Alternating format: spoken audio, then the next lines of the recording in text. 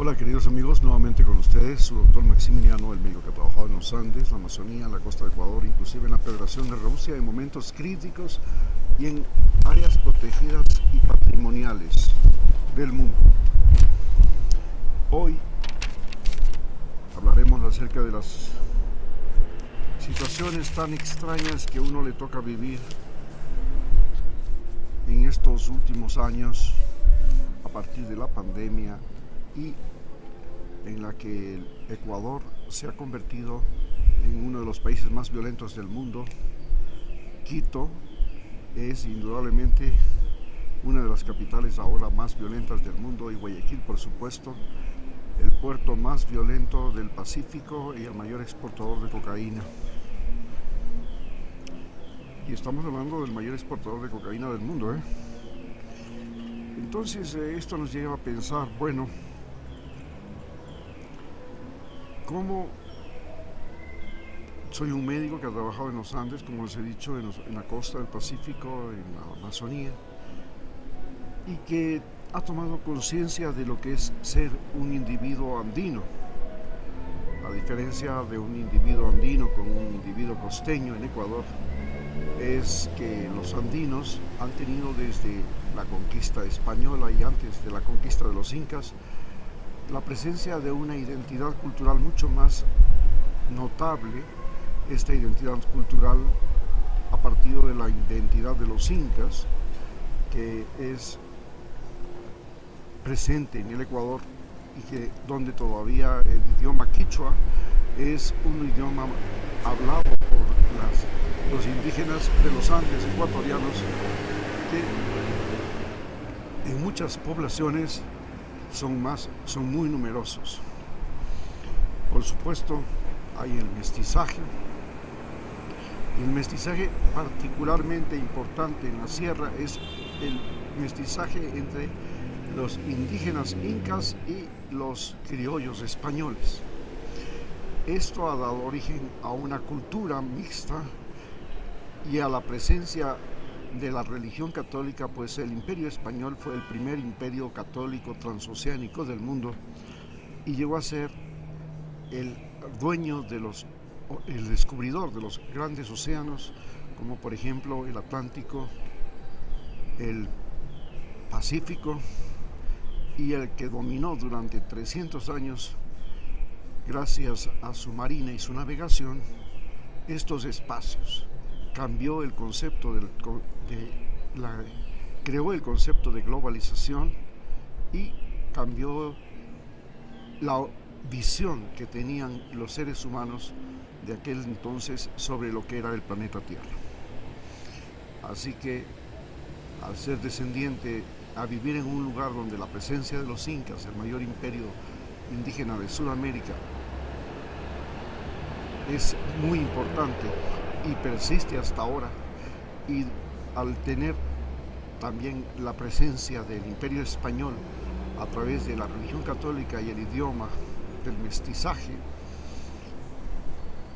de todo lo que es la educación, la cultura, la identidad, porque a no dudarlo nosotros nos sentimos iberoamericanos. Es decir, hoy que tenemos problemas de migración con Estados Unidos, y ya en el año 2000, cuando tuvimos la catástrofe económica producida por la dolarización y lo que fue el fraude bancario, España se ha convertido en el principal refugio en Europa de los ecuatorianos, y por eso hoy podemos decir que los ecuatorianos nos sentimos como nunca en la historia emparentados con España, identificados con España. En algún momento pensamos que nos podíamos identificar con Estados Unidos porque había una gran cantidad de ecuatorianos en Nueva York, por ejemplo, pero con lo que ha sucedido, la llegada de Trump, esto se ha venido abajo. Hoy podemos decir que los ecuatorianos nos identificamos con todos los demás latinoamericanos que estamos siendo expulsados de manera brutal, grosera, despótica de Estados Unidos, de manera humillante, y nos sentimos identificados con España, que ha sido el lugar que nos acogió y nos está acogiendo desde el año 2000. Se puede decir que en este momento, por ejemplo, la cantidad de ecuatorianos que viven en España es superior a lo que era antes del año 2000, y se dice que en España la colonia de ecuatorianos es, después de los marroquíes, la mayor población migrante a ese país. Por supuesto, también yo me siento identificado con la gente costeña de mi país, porque fui a trabajar en Esmeraldas desde el año 1982 y fui médico rural en ese lugar, especialmente en el sur de la provincia, en la zona de el Cabo San Francisco, Muisne, el cantón Muisne, luego el cantón Atacames, y por supuesto he vivido en Esmeraldas, donde nacieron inclusive una de mis hijas. Mi segunda hija fue inclusive representante de la selección de taekwondo de Esmeraldas, y mi identidad con Esmeraldas es muy profunda.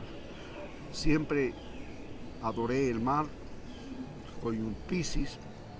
me casé con una Capricornio que en cambio le encantan las montañas, y ella pues vive ahora en Quito. Mi mujer es esmeraldeña, pero mi identidad con la gente de la costa es muy profunda. A la gente de la costa la puedo identificar como parte misma de mí. Especialmente me he identificado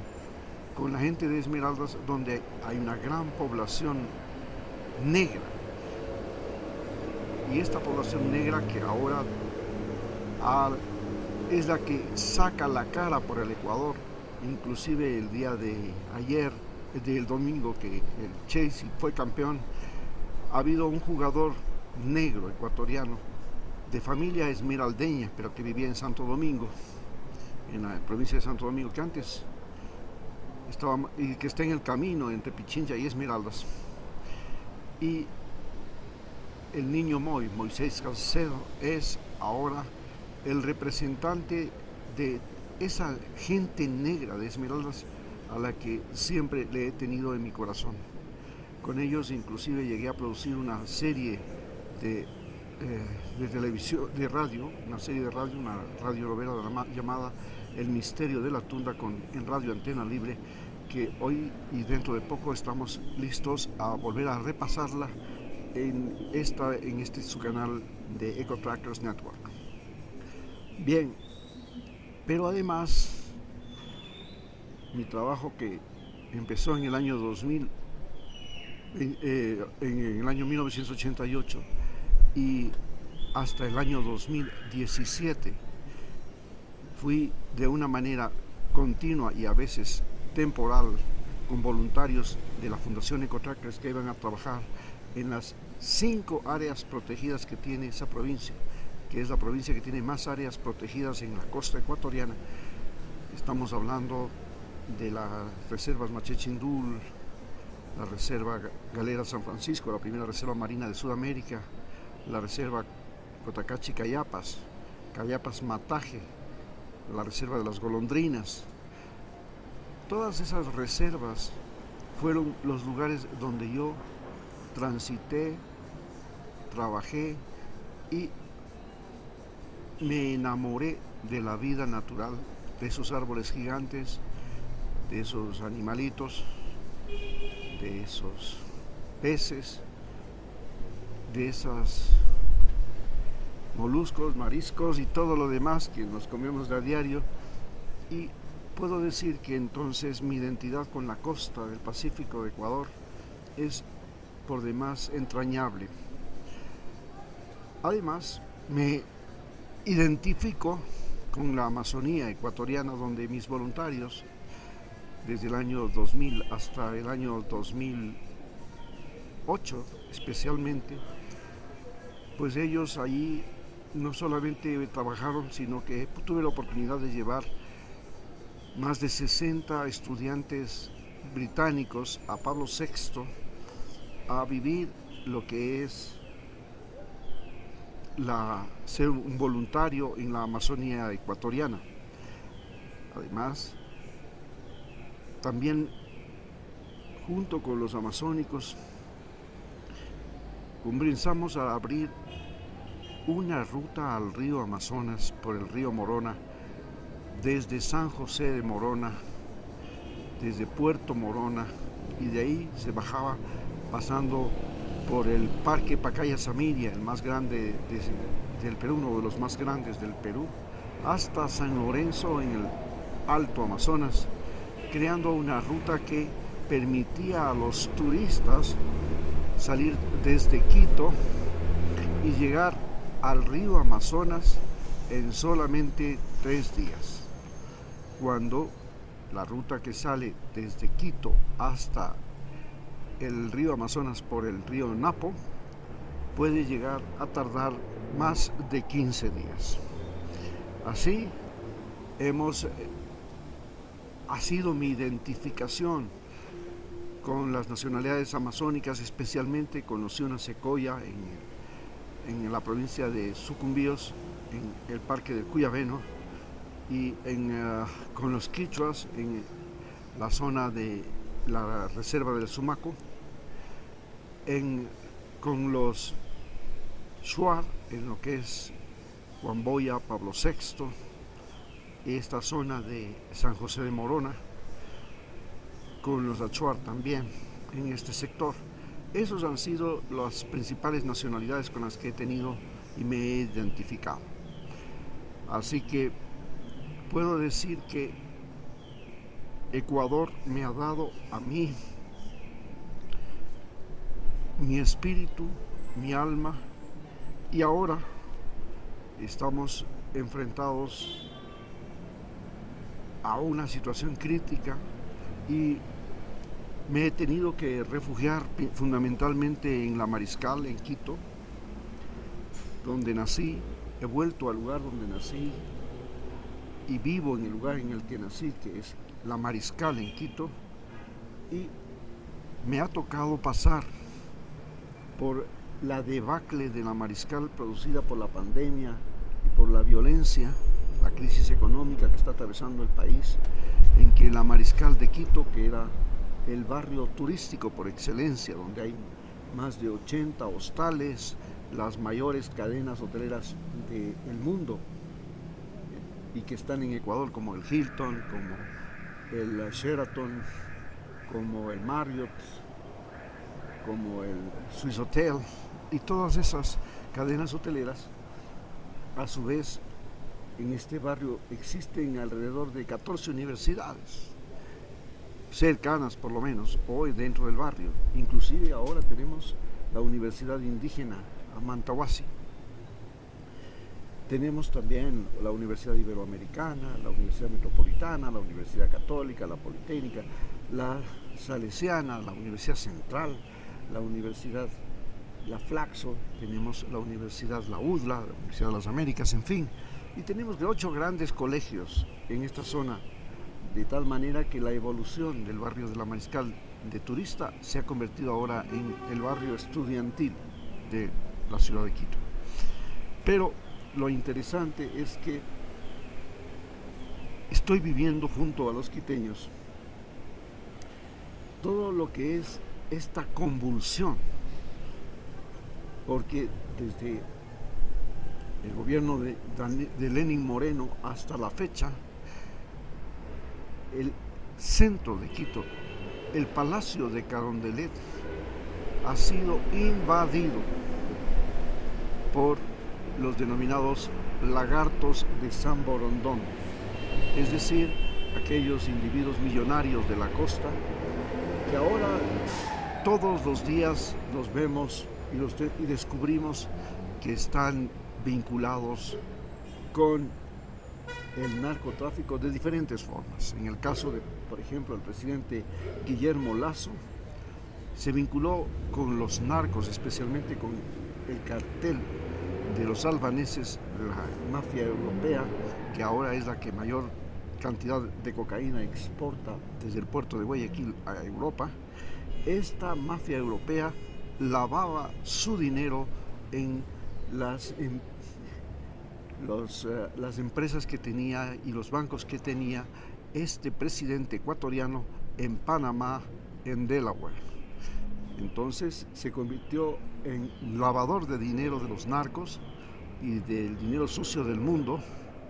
en estas empresas offshore, y por supuesto ellos financiaron su campaña política y le colocaron en la presidencia. Hoy nosotros nos sentimos traicionados por nosotros mismos, por los indígenas, por los quiteños, por la gente de la sierra y sobre todo las personas que están vinculadas al partido ADN, al partido del presidente, y las personas que están vinculadas al movimiento Pachakutik,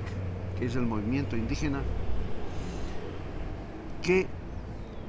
el día de hoy han pretendido, que todos los días quieren introducir e introducen leyes, y estas leyes son leyes que le convierten al presidente del Ecuador en el propietario no solamente de vidas, de nuestras vidas, sino que es propietario además de todo lo que existe en el Ecuador. ¿Cómo pudo llegar a convertirse en propietario de nuestras vidas? Mediante leyes como la que hoy se discute en el Parlamento, que es la castración a los violadores, la castración química. La castración química